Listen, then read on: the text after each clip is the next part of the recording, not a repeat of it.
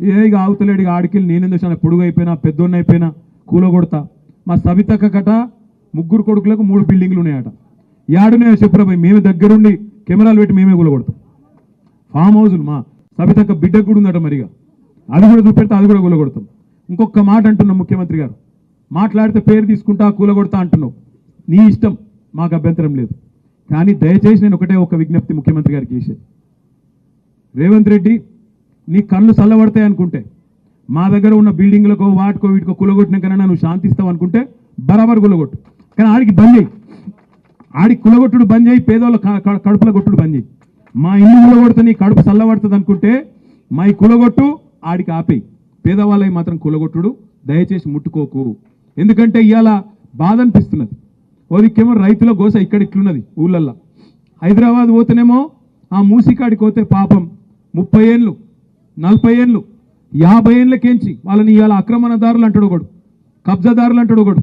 అరే నువ్వే ఇచ్చినావు కదా రాబోయ్, నువ్వే కాగితాలు ఇస్తువి, నువ్వే వాళ్ళకి రిజిస్ట్రేషన్ చేస్తువి, నువ్వే బిల్డింగ్ పర్మిషన్ ఇస్తువి, నువ్వే 40-50 ఏళ్ళకెళ్ళి వాళ్ళతోని గర్పట్టి కట్టించుకోబడుతుంది, 40-50 ఏళ్ళకెళ్ళి మున్సిపల్ నీళ్ల పన్ను కట్టించుకోబడుతుంది.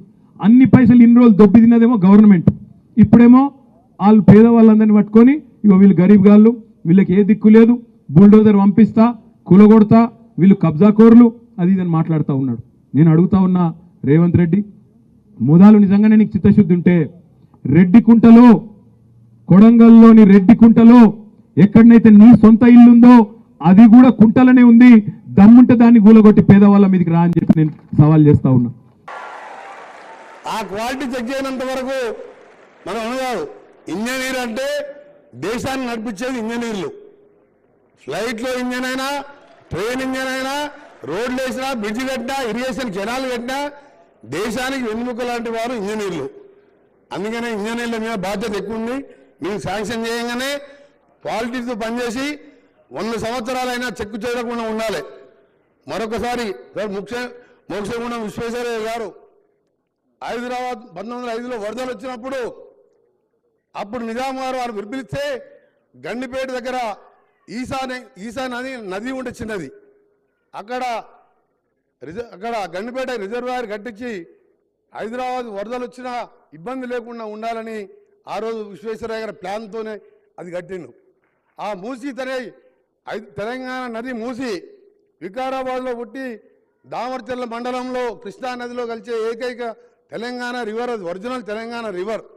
ఇవాళ మురికి కూపంగా మారిపోయి దాంతో చుట్టుపక్కల ఉన్న వాళ్ళే కాదు, హైదరాబాద్, రంగారెడ్డి, నల్గొండలో 1 కోటి మంది ఆరోగ్యాలు, క్యాన్సర్లు, లంగ్ ఇన్ఫెక్షన్లు వస్తుంటే దాన్ని ఒక ఛాలెంజ్గా తీసుకున్న ముఖ్యమంత్రి గారు దాని మీద మాట్లాడుతున్నాడంటే వీళ్ళు ఎక్కడ చదువుకుంటారా? ఆయన గుంటూరుకి వెళ్ళి అమెరికా పోయినట్టుగా నాకు డౌట్ అయిందంటే గుంటూరులోనే చదువుకున్నట్టు, అమెరికా పోనట్టు. నేను అహ్మదాబాద్ రివర్ పోయినసారి ఎంపీగా, స్టాండింగ్ కమిటీ మెంబర్గా, గాంధీ ఆశ్రమం తర్వాత సబర్మతి ఇష్టం పక్క నుంచి పోతుంటుంది. మేమందరం ఎంపీలం పోయి ఆ నీళ్ళు తాగినాం. అది స్వీట్ డ్రింకింగ్ వాటర్ లా ఉన్నది. అహ్మదాబాద్లో మోడీ గారు ఉన్నప్పుడు దాన్ని ఖర్చు పెట్టి చేసుకోవచ్చు, నమామి గంగా చేయొచ్చు. ఇక్కడ బీజేపీ వాళ్ళు మాత్రం మూసి ముట్టుకుంటూ ఊక్కునే లేదని కిషన్ రెడ్డి గారు మాట్లాడతారు. మీరే ఇంజనీర్లు ఆలోచించండి. ఇవన్నీ ఇవాళ అప్పుడు మా బడ్డీ గారు జపాన్లో ఆయన కారులో పూతపోతూ తీసిన వీడియోలు అన్నీ చూపించింది నాకు. సిటీ మధ్యలోకి వెళ్ళి రివర్ ఎట్లుందంటే ఒక ప్యూర్ రివర్ లాగా దాన్ని చేయాలని ముఖ్యమంత్రి గారు ఆలోచన చేస్తే దాని మీద కూడా రాజేదంటే వాళ్ళకి ఏంటంటే ఈ తెలంగాణ అభివృద్ధి చెందే అవసరం లేదు. అధికారం ఏంటంటే ఫ్రస్ట్రేషన్లో మాట్లాడుతున్నాం. అందుకనే నేను వాళ్ళ గురించి పక్కన పెట్టి ఏదేమైనా సరే గౌరవ ముఖ్యమంత్రి గారు, క్యాబినెట్ మినిస్టర్లం, ఎమ్మెల్యేలం, మనమందరం మీరందరూ కూడా కలిసి తెలంగాణని ప్రపంచ పటంలో రీజనల్ రింగ్ రోడ్ అనే దాన్ని ఇలా ముఖ్యమంత్రి గారు ఛాలెంజ్గా తీస్తూ ఎప్పుడు రివ్యూ చేపిస్తూ మాతోని దాన్ని ఇలా half of the Telangana cover అయ్యే విధంగా ఈరోజు త్వరలోనే టెండర్లు పిలిపించి దాన్ని కూడా ప్రపంచ పటంలో హైదరాబాద్ ఉండే విధంగా చేయడానికి మీ ఇంజనీర్ల పాత్ర కూడా అవసరం. కాబట్టి మీరు కూడా ప్రభుత్వాన్ని సహకరిస్తూ ముందుకు పోవాలని మరొకసారి మీరెవరైనా మాట్లాడినా మీరు ఒక్కటే ప్రశ్నించాలి. 3 ఏళ్ల కింద ఎగ్జామ్ పెట్టి ఎందుకు నువ్వు ఆర్డర్లు ఇవ్వలేదు? ఇవాళ ఈ ముఖ్యమంత్రి ఈ ప్రభుత్వం వచ్చినాక మీ చేతికి ఆర్డర్లు వచ్చి మీకు రేపో మాపో పోస్టింగ్లు వచ్చి ఉద్యోగాలు చేయబోతున్నారు.